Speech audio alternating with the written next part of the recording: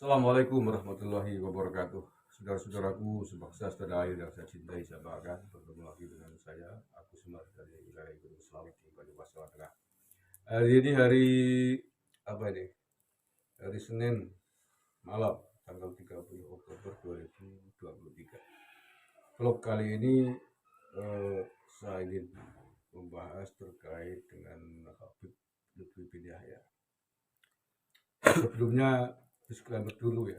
Banyak orang yang mengatakan ketika kita membahas Habib Lutfi terkait dengan sejarah di tanah air ini dianggap sebagai menyerang Habib Lutfi. Itu harus diklarifikasi. Jadi ini bukan sedang menyerang, bukan kebencian, tetapi ini sedang dalam upaya meluruskan sejarah yang ada di Nusantara.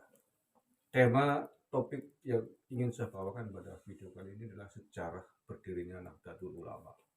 Mengapa kemudian saya membawa ini ke Habib Lutfi? Karena memang sejarah berdirinya Nahdlatul Ulama yang selama ini dipahami oleh kader-kader NU di seluruh tingkatannya berbeda jauh dengan apa yang disampaikan oleh Habib Lutfi bin Yahya. Mengapa saya mengatakan disampaikan oleh Habib Lutfi bin Yahya? Karena sejarah ini ditulis di websitenya Jatman resmi, ya, ditulis di www.jatman.or.id, dan ini adalah situs resminya Jatman. Dan ini saya kira adalah penegasan dari sejarah berdirinya NU versinya Habib Lutfi bin Yahya, yang sebelumnya juga ditulis di websitenya NU Online tahun 2017 yang lalu. Nah, ini kemudian diangkat kembali baru ini oleh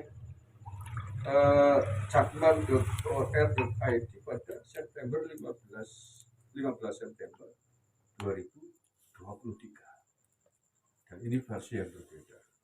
Oke, sebelumnya untuk menegaskan kembali ingin saya bacakan itu sejarah versi Habib Lutfi atau versi Jatman yang ditulis oleh Jatman.or.id pada September 15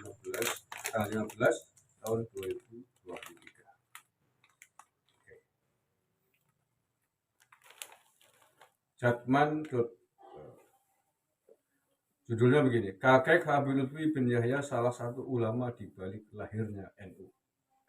Beberapa hari ini warga Nahdien ramai dengan hiruk pikuk kemeriahan peringatan hari lahir organisasi terbesar di Indonesia, Nahdlatul Ulama, yang genap 1 abad. Ditulis ini oleh Humaydi NZ 15 September 2023. Sangat baru masih. Sekarang Oktober, baru sebulan yang lalu.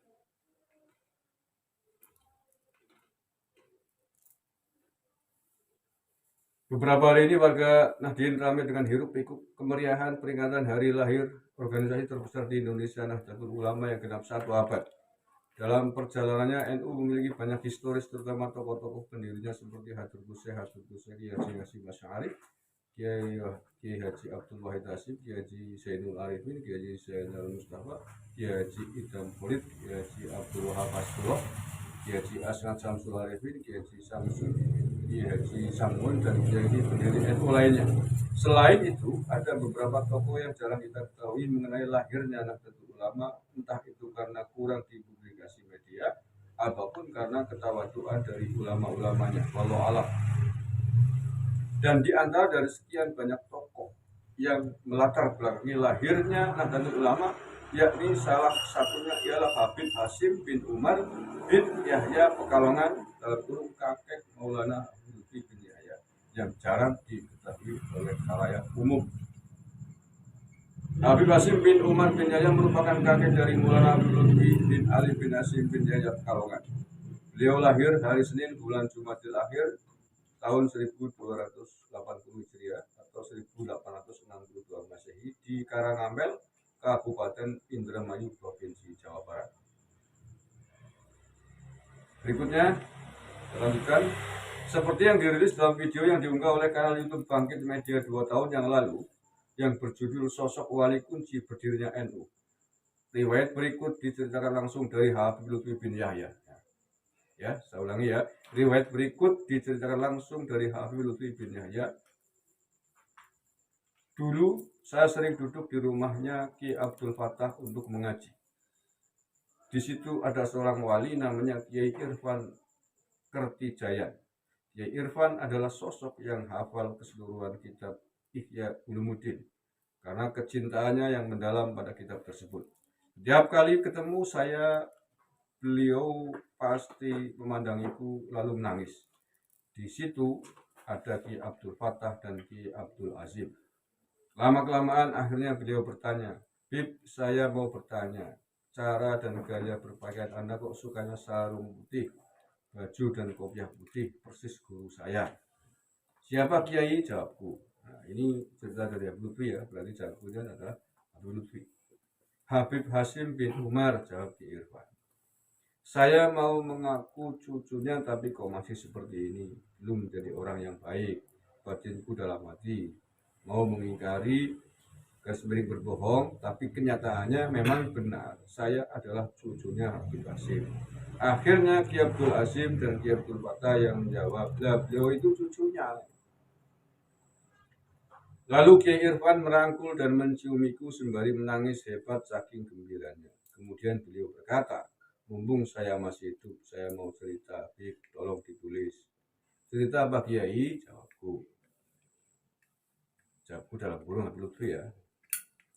"Begini," kata Kiai Irfan mengawali ceritanya. "Mbah Kiai Hasyim Asy'ari setelah beristikharah bertanya kepada Kiai Khalil Bangkalan, bermula dengan mendirikan Nahdlatul Tujar dan Nahdlatul yang lainnya. Beliau merasa kebingungan.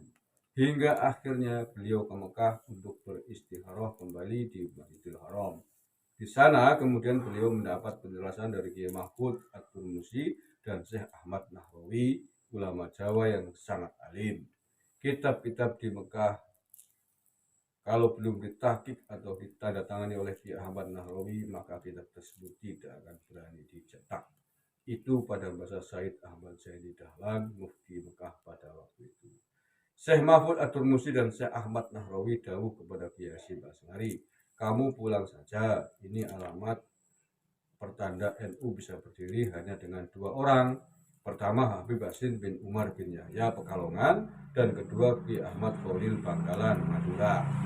Maka Kiai Hasyim pun segera bergegas untuk pamit pulang kembali ke Indonesia. Beliau bersama Kiai Asnawi Kudus, Kiai Hasyim dan para kiai lainnya langsung menuju ke Simpang Kulon Pekalongan untuk bertemu Kiai Muhammad Kafir, dengan diantar oleh Kiai Irfan dan kemudian langsung diajak bersama menuju kediaman Habib Hasyim bin Umar. Baru saja sampai di kediaman Habib Hasyim langsung berkata, "Saya ridho, segeralah buatkan wadah Ahlus Sunnah wal Jamaah. Ya Kiai Hasyim, dirikan, namanya sesuai dengan apa yang diangan-angankan olehmu, Nahdlatul Ulama. Tapi tolong namaku jangan ditulis." Jawaban terakhir ini karena wujud ketawaduan Habib Hasyim.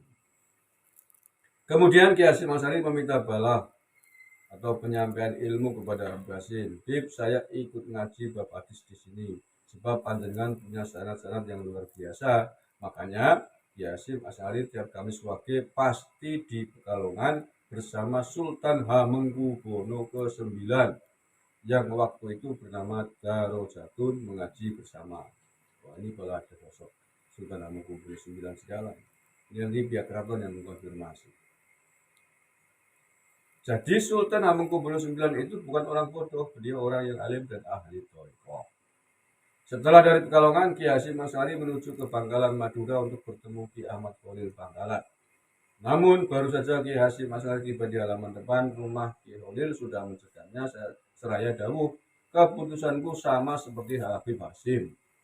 Nah, ini 2 orang kok bisa kontak-kontakan padahal Pekalongan Madura dan waktu itu belum ada handphone. Inilah hebatnya. Akhirnya berdirilah Nahdlatul Ulama. Dan Muktamar NU kelima ditempatkan di Pekalongan sebab hormat kepada Habib Hasyim bin Umar.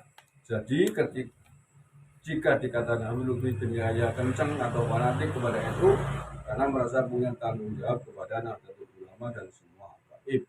Dan ternyata cerita ini disaksikan bukan hanya oleh Kiai Irfan, tapi juga oleh Habib Abdullah Fakih Alatas, ulama yang sangat ahli ilmu fikih. Beliau menikah dengan Syarifah Salma binti Muhammad bin Ibrahim bin Yahya.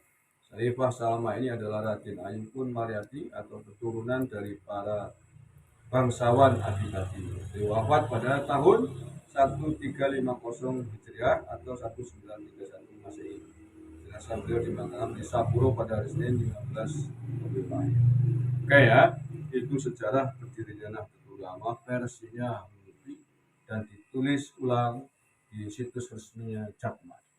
Dan sejarah ini sejarah yang berbeda dari versi yang selama ini disampaikan oleh para tokoh-tokoh NU, oleh para kiai NU yang sumbernya adalah pelaku sejarah sendiri, yakni Kiai Asnad Samsul Arifin. Videonya masih banyak beredar dan bisa Anda cari di YouTube tentang sejarah berdirinya NU sebagaimana penuturan almarhum Kiai Asnad Samsul Arifin, pelaku sejarah. Beliaulah yang diutus oleh Mbah Hasyim As'ari untuk mengantarkan tasbih, untuk mengantarkan tongkat kepada Mbah Hasyim As'ari sebagai perlambang agar NU didirikan. Dan dalam cerita yang disampaikan oleh Kiai Asnad ini tidak pernah menyinggung nama Habib Hasyim bin Yahya sebagai orang yang ikut andil atau memerintahkan Mbah Hasyim untuk mendirikan NU sebagaimana cerita yang tadi saya bacakan ditulis oleh situs Jakma. Nah, oleh karena itu yang terakhir saya ingin sampaikan dalam video kali ini sekali lagi bukan menyerang Habib, tapi ini dalam konteks meluruskan sejarah agar sejarah ini diluruskan. Siapa yang meluruskan sejarah ini tentu saja adalah pengurus besar Nahdlatul Ulama, karena ini adalah menyangkut sejarah penting berdirinya NU. Saya kira tidak ada pihak lain yang wajib meluruskan ini selain pengurus besar Nahdlatul Ulama. Silakan membentuk tim. Siapakah sebenarnya yang benar? Apakah yang benar adalah versinya Kiai Asnad Samsul Arifin atau versinya Habib Lutfi bin Yahya Pekalongan ini? Sekali lagi dalam konteks meluruskan sejarah. Dan sejarah harus diluruskan, tidak boleh disimpangkan, tidak boleh disalahkan. Dan Habib Lutfi sampai hari ini setahu saya semenjak polemik ini bergulir belum ada klarifikasi baru terkait dengan sejarah berdirinya Nahdlatul Ulama ini. Dan penutup, Habib Lutfi bukanlah nabi, sehingga beliau tidak maksum. Hanya nabi yang maksum, yang dijaga atau direksa dari segala macam kesalahan oleh Sang Maha Pencipta Allah Subhanahu wa Ta'ala. Habib Lutfi manusia biasa yang mursyid atau wali bahkan sekalipun, sepanjang itu bukan nabi, suatu saat tetap punya potensi kesalahan, apalagi terkait dengan sejarah yang harus didasarkan atas manuskrip atas data fakta-fakta yang akurat. Jadi tidak boleh hanya berdasarkan mimpi dan lain sebagainya. Kalau tadi Habib Lutfi menyebutkan ada saksi penuturan kiai ini ya itu harus diklarifikasi, harus ditabayuni sejauh mana akurasi dari sejarah tersebut. Oke, terima kasih. Itu saja. Kalau punya maaf, mohon maaf.